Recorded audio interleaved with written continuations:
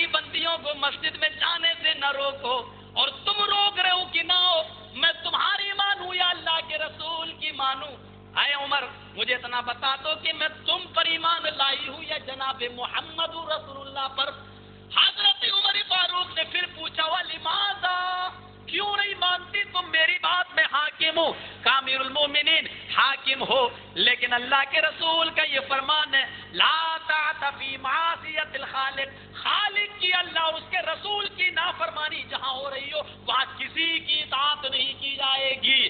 آپ حاکم میں اپنی جگہ پر، رسول کی جہاں نافرمانی ہوگی وہاں میں آپ کی بھی اطاعت نہیں کروں گی۔ اور لوگوں، حضرت عمر نے ساری عورتوں کو روکا لیکن گھر کا بھیدی لنکا ڈھائے نہیں روک پائے تو وہ اپنی بیوی کو نہیں روک سکے، حالانکہ پوری اتھارٹی تھی۔ اے بیوی، دنیا کی عورتوں کے سامنے میں ذلیل ہو رہا ہوں، اگر آئندہ تو نماز پڑھنے کے لیے مسجد میں گئی تو طلاق دے دوں گا۔ تینوں سب کچھ کر سکتے تھے، لیکن جب وہ کہتی تھی عمر میں تجھ پر ایمان لائی یا جناب محمد رسول اللہ پر، تو حضرت عمر ٹھنڈے پڑ جاتے تھے۔ اے لوگوں، میں اس کو روکوں تو کیسے روکوں؟ وہ تو آقا کا نام لیتی ہے، وہ تو جناب محمد رسول اللہ کا نام لیتی ہے۔ جب نبی کا نام میرے سامنے آ جاتا ہے تو پھر میں اس کو روکنے کی جرات نہیں کرتا۔ کیوں حضرت عمر پر الزام لگاتے ہو؟ میرے پیارے بھائیوں، میرے بزرگوں، جس آدمی کو تم کہتے ہو کہ اس نے روکا وہ اپنی بیوی تک کو منع نہیں کر رہا ہے، اس لیے کہ بیوی نبی کا نام لے رہی ہے۔ آج اگر ہماری عورتیں مسجدوں میں جاتی ہیں اور کہتی ہیں رسول نے اجازت دی تو کیوں برا لگتا ہے، کیوں برا مانتے ہو؟ اس حدیث پر اور اس عمل پر میرے پیارے بھائیوں، تم میرے جگری دوست ہو، میرے بھائیوں، گالی گیروں کو دی جاتی ہے، اپنوں کو تو سمجھایا جاتا ہے، آخر کیوں ان عورتوں کو برا سمجھتے ہو جو مسجدوں میں جاتی ہیں؟ اچھا چھوڑو، ہماری مسجدوں میں ہماری عورتیں آتی ہیں، ہم آپ کی عورتوں پر ظلم تو نہیں کر رہے ہیں، جبر تو نہیں کر رہے ہیں، لیکن مجھے یہ بتا دو کہ صرف اہل حدیثوں کی مسجدوں میں یہ عورتوں کا آنا جرم ہے یا ہر مسجد میں؟ اگر ہر مسجد میں تو آؤ ذرا ایک دن میرے ساتھ دلی کی جامع مسجد کی سیر کر کے دیکھ لو، آؤ رمضان کے مہینے میں دیکھو، آؤ جمعے کے دن دیکھو، آؤ تمہیں اس مسجد کے اندر روزانہ 5 نمازیں پڑھنے والی عورتوں کی تعداد دکھاؤں، آؤ رمضان کے مہینے میں تمہیں تراویح پڑھنے والی عورتوں کی تعداد دکھاؤں۔ مجھے صرف اتنا بتا دو کہ آپ کی مسجدوں میں اگر عورتیں 5 وقت کی نماز پڑھنے آئیں تو یہ جائز ہے، ہماری مسجدوں میں عورتیں چلی آئیں تو یہ جرم ہو گیا، یہ ظلم علی ظلم ہو گیا۔ جاؤ، زیادہ دور کی بات نہیں کرتا، دلی کا فون نمبر میرے پاس موجود ہے، یہاں بیٹھے بیٹھے معلوم کر لو کہ عشاء کی نماز میں آج عورتیں آئی تھیں یا نہیں آئی تھی، جمعے کے دن عورتیں آتی ہیں یا نہیں آتی ہیں۔ بھوپال کی ایشیائی ادھوری مسجد کا ذرا جائزہ لے لو کہ وہاں عورتیں جاتی ہیں نماز پڑھنے یا نہیں۔ آؤ سب کچھ چھوڑو، مجھے اتنا بتا دو سعودیہ سے جب امام حرم آئے تھے، اللہ جنت نصیب فرمائے، سید مولانا علی میاں ندوی رحمۃ اللہ علیہ پر بہت بڑے وہ عالم تھے، عربی ادب پر کمانڈ تھا، ندوہ کے سب کچھ تھے۔ جب امام حرم آئے، اللہ کی قسم کھا کے کہتا ہوں میں خود اس مسجد میں اور ندوہ کے اندر موجود تھا۔ امام حرم سعودیہ سے آئے، لکھنؤ کی اتنی عورتیں دھل گئی ان کے پیچھے نماز پڑھنے کے لیے 2 رکعت کہ پوری ندوہ کی جامع مسجد تنگ پڑ گئی میرے بھائیوں، اور کوئی منع نہیں کر سکا۔ مجھے بتاؤ تمہاری مسجدوں میں عورتیں آئیں تو یہ ظلم نہیں، ہماری مسجدوں میں عورتیں آ جائیں تو عمر کے ہم نافرمان ہو گئے، عمر کے ہم مخالف ہو گئے، ہم خلیفہ کو نہیں مانتے، ہم بھی کرتے ہیں تو ہو جاتے ہیں بدنام، اور تم قتل بھی کرتے ہو تو چرچا نہیں ہوتا۔ ہماری مسجد میں تو صرف جمعے عورتیں آتی ہیں، تمہاری مسجد میں تو 5 ٹائم میں عورتیں آ رہی ہیں۔ ہماری مسجدوں میں رمضان کے پورے مہینے نہیں، صرف تراویح میں آتی ہیں، اور تمہارے یہاں تو میرے بھائی جو 5 وقت میں بھی اور تراویح میں بھی آ رہی ہیں۔ ایک لیٹر لکھ دو، ٹیلی فون کر دو امام بخاری کے پاس کہ عورتوں کو حضرت عمر نے مسجدوں میں آنے سے منع کر دیا تھا، پھر یہ کیوں آتی ہیں؟ ان کو منع کر دو اور ان عورتوں کا مسجد سے نماز پڑھنے کا اہتمام ختم کر دو۔ امام بخاری صاحب اس مسئلے کو مان لیں گے کیونکہ مسجد ان کے انڈر میں ہے، اور پھر آپ اسی امام کی اقتدا کرنے والے ہیں، اور وہ امام بھی جس کا مقلد ہے اسی کے مقلد تو آپ ہو، پھر یہ بات وہ کیوں نہیں تسلیم کریں گے؟ لیکن میں جانتا ہوں نہ اٹھے گی، نہ چلے گی تلوار تم سے، نہ اٹھے گا کھنجر، یہ بازو ہمارے آزمائے ہوئے ہیں۔ امام حرم آئے تو عورتیں مسجدوں میں ٹوٹ پڑے، जायज है मसला। रोजाना जामा मस्जिद दिल्ली की नमाज पढ़ते आए औरतें तो जायज है मसला, हमारी मस्जिद में औरतें आ गई तो पता नहीं क्या। बताओ मुझे, हजरत इब्राहिम अलैहिस्सलाम ने अपनी बीवी को जब अल्लाह ने हुक्म दिया था तो उन्होंने उसको कहाँ छोड़ा था? रब्बना इन्नी अस्कंतु मिन ज़ुर्रिय्यती बिवादिन गैरि ज़ी ज़रा इंद बैतिकल मुहर्रम, इंद बैतिकल मुहर्रम, तेरे घर के पास छोड़ा है।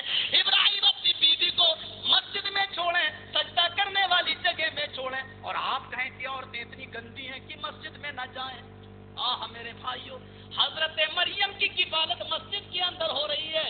आह मस्जिद के अंदर हो रही है, और वो जो बच्चा जनती है हजरत मरियम की माँ, और उसके बाद में कसम मैं तुहा, मैंने इसका नाम मरियम रखा, यानी औरत भी नाम रख सकती है, बीवी भी नाम अपनी बेटी का रख सकती है। ये मसला है इससे मेरे प्यारे साथियों। और उसके बाद जो उनकी परवरिश कर रहा है, जो उनकी किफालत कर रहा है, वो मस्जिद के अंदर किफालत कर रहा है, और आप कह रहे हैं कि औरत मस्जिद के अंदर ना आए।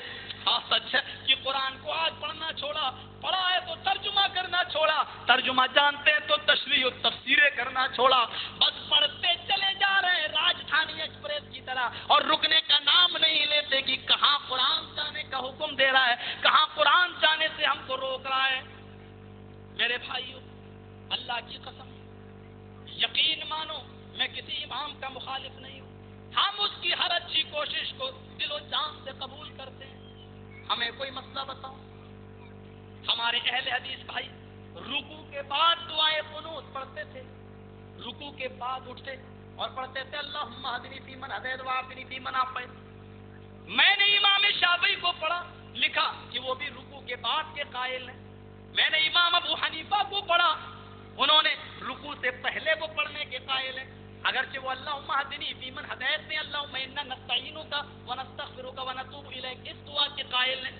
ठीक है, लेकिन रुकू से पहले पढ़ा। जब मैंने हदीसें पढ़ी तो मैं इस नतीजे पर पहुंचा कि यहाँ अबू हनीफा रहमतुल्लाह अलैह का मसला हदीसों से ज्यादा मिल रहा है, क्योंकि अल्लाह के रसूल ने दुआए कुनूत रुकू के बाद जो पढ़ा है वो जंग के मौके पर पढ़ा है। वो हालात नासाजगार थे, और अल्लाह के रसूल के 70 सहाबा जिनको अल्लाह के नबी ने भेजा था काफिरों ने कत्ल कर दिया। तब अल्लाह के नबी सल्लल्लाहु अलैहि वसल्लम ने उस मौके पर रुकू के बाद उठकर एक एक काफिर का नाम ले लेकर आपने बद्दुआ दी। वो रुकू के बाद जंग के हालात में, लेकिन आम नमाजों में इशा की नमाज के बाद वितर के बाद आपने जो दुआए कुनूत पढ़ा वो रुकू से पहले पढ़ा। हमने कहा इमाम शाफी मैं तुम्हारी इज्जत तो करता हूँ, लेकिन आपकी बात हदीस से टकरा रही है, अबू हनीफा रहमतुल्लाह अलैह की बात हदीस से मिल रही है, इस मौके पर मैं अबू हनीफा की बात मानूंगा। मेरे प्यारे भाइयों, हमने अबू हनीफा की बात ले ली। आज तुम हमसे कहते हो कि हम अबू हनीफा को नहीं मानते। बहुत से मसले अबू हनीफा के टकरा जाते हैं, इसलिए कि देखिए कुरान कह रहा है अबू हनीफा रहमतुल्लाह अलैह, सब जोर से बोलो सब, रहमतुल्लाह अलैह। अल्लाह तेरी करोड़ों रहमतें हो इमाम आजम के ऊपर, तेरी करोड़ों बरकतें हो इमाम साहब के ऊपर रहमतुल्लाह अलैह। सुनिए क्या कहते हैं, क्या मसला है। कहते हैं कि ईमान न घटता है न बढ़ता है, ईमान अपनी जगह पर रहता है, सबका ईमान बराबर है, न घटता है न बढ़ता है। हमने कहा इमाम साहब से ये गलती हो गई है, अल्लाह ताला उनके दर्जात बुलंद फरमाए, उनके इस तहकीकी मैदान में जो गलती हुई अल्लाह उसको माफ फरमाए। हमने दुआएं खैर उनके लिए की, और उसके बाद में कहा नहीं, कुरान हमें इस बात की तालीम देता है इज़ा तुलियत अलैहिम आयातुहु ज़ादतहुम ईमाना, जब अल्लाह की आयतें लोगों के सामने पढ़ी जाती हैं, कुरान पढ़ा जाता तो उनके ईमान में ज्यादती हो जाती है, यानी ईमान घटता है, ईमान बढ़ता है। आज हम चोर हैं, डकैत हैं, कल हम नमाजी बन गए, तहज्जुद गुजार बन गए, जाहिर बात है कि पहले से ज्यादा ईमान हमारे अंदर हो गया। हमने के नमाजी है, तहज्जुद पढ़ते हैं, अचानक हम बिगड़े और हम शराबी और जुआरी हो गए, इसका मतलब ये कि ईमान हमारे अंदर से कम हो गया। अगर सबका ईमान बराबर माने तो फिर मेरे भाइयों, फिर तो जो ईमान अबू हनीफा रहमतुल्लाह अलैह के पास था वही ईमान हमारे पास। ईमान न घटता है न बढ़ता है, यानी ईमान में वो भी बराबर हम भी बराबर। फिर ईमान न घटता है न बढ़ता है, तो क्या ये अकीदा रखोगे कि जो रसूल का ईमान था वो हमारा ईमान है, जो सहाबा का ईमान था वो हमारा ईमान है, जो ताबईन और तबा ताबईन का ईमान था वो हमारा ईमान है? नऊज़ु बिल्लाहि मिन ज़ालिक। हम तो मुहम्मद रसूलुल्लाह के पैर में लगी हुई मिट्टी का मुकाबला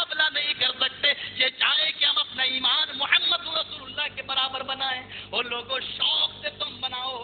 ہماری حیثیت نہیں کہ ہم اپنا ایمان محمد رسول اللہ کے برابر کر لیں. ہمارا ایمان نہیں. اے اللہ کے نبی تقدم من ذنبہ، تیرے تو سارے گناہ جو پہلے ہوئے جو اگلے پچھلے سارے گناہ اللہ نے معاف کر دیے. یعنی تیرے سے تو کوئی گناہ ہے ہی نہیں. تو معصوم عن الخطا ہے. جب میرا نبی معصوم تو ہم تو معصوم نہیں ہے. تو معصوم اور معصوم عن الخطا اور غیر معصوم یہ دونوں برابر کیسے ہو سکتے ہیں؟ معصوم اور غیر معصوم کا ایمان برابر کیسے ہو سکتا ہے؟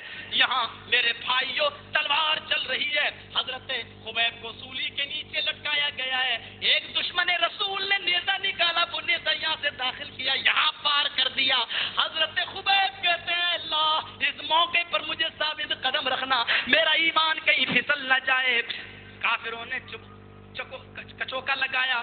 اے خبیب اب تو اچھا لگ رہا ہوگا، سوچ رہے ہوگے کہ محمد میری جگہ پہ ہوتے اور میں بچ جاتا، وہ مارے جاتے. حضرت خبیب کہتے ہیں اپنی زبان کو اے کافرو لگام دو، تم نہیں جانتے کہ میں کیا سوچ رہا ہوں. تم کہتے ہو محمد مر جائے میں بچ جاؤں، یہ سوچ رہا ہوں. ارے میں تو یہ سوچ رہا ہوں اگر میرے نبی کو میرے سامنے لا کے کھڑا کر دو اور کہہ دو اے خبیب صرف نبی کے پیر میں کانٹا چبھو لینے دے میں تجھے چھوڑ دوں گا. اللہ کی قسم میں یہ بھی پسند نہ کروں گا کہ میری جان کے بدلے میں نبی کے پیر میں کانٹا بھی چبھویا جائے. غور کرو میرے بھائیوں، کیا اس صحابی کا ایمان اور ہمارا ایمان کیا دونوں برابر ہو سکتے ہیں؟ ہم نے کہا امام صاحب کی یہ بات میں نہیں مانوں گا، اگرچہ وہ بہت بڑے امام تھے لیکن قرآن سے ٹکرا رہی ہے ان کی بات، ہم ماننے کے لیے تیار نہیں. بتاؤ کون سا جرم کر دیا ہم نے؟ بتاؤ. قرآن کی تو حفاظت میں بولا ہوں، مجھے صرف اتنا بتا دو کہ کون سا جرم میں نے کر دیا. میں نے اتنا ہی تو کہا ہے کہ آپ شوہر بیوی کو غسل دے سکتا ہے، انتقال کے بعد بیوی شوہر کو بھی غسل دے سکتی ہے. آپ نے کہا ہنگامہ ہو گیا، میں نے کہا کون سا ہنگامہ ہو گیا؟ تم نے کہا نکاح ٹوٹ جاتا ہے، میں نے کہا حضرت علی نے فاطمہ کو غسل دیا، وہ نکاح کیوں نہیں ٹوٹا؟ ابو بکر کا ان کی بیوی کے ساتھ نکاح کیوں نہیں ٹوٹا؟ تم نے کہا دلیل سے بات نہ کرو، یہ وہابیوں کی عادت ہے. ہم نے کہا ٹھیک ہے تم جو چاہو کہو، ہم کو تو دلیل دے دو نکاح ٹوٹنے کی، ہم کل سے مان لیتے ہیں. میرے پیارے ساتھیوں اللہ کی قسم مجھے بتاؤ تو صحیح، تم نے کہا نماز جنازہ نماز نہیں ہے. ہم نے کہا تم سورہ فاتحہ پڑھ لیا کرو. تم نے کہا وہ نماز ہی نہیں تو سورہ فاتحہ کیوں پڑھوں؟ ہم نے کہا بخاری شریف میں امام بخاری حدیث کا باب باندھتے ہیں صلاۃ الجنازہ